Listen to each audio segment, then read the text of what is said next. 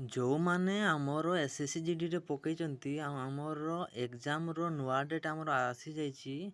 आपण माने देखि पारिबे आमर एग्जाम रो नुआ डेट होउछि आमर स्किल टेस्ट एटा जो प्रथम रे आमर एटा सीएचएसएल देछि आमर 4 नंबर जोटा एच एसएससीजीडी पई कंप्यूटर बेस्ड एग्जामिनेशन हबो 16/11/2021 रु 15/12/2021 माने आमर एग्जाम गोटे मास धरी चलिबो।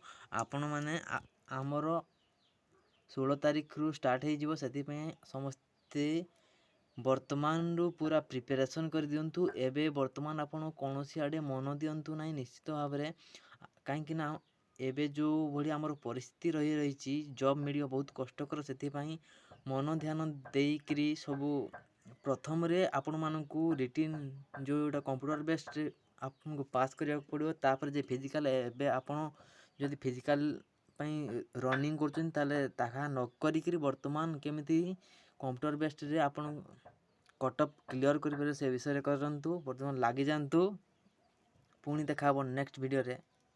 जदि आपण सब्सक्राइब करनांदी निश्चित भाबरे एई चैनल टी को सब्सक्राइब कर दियन। धन्यवाद।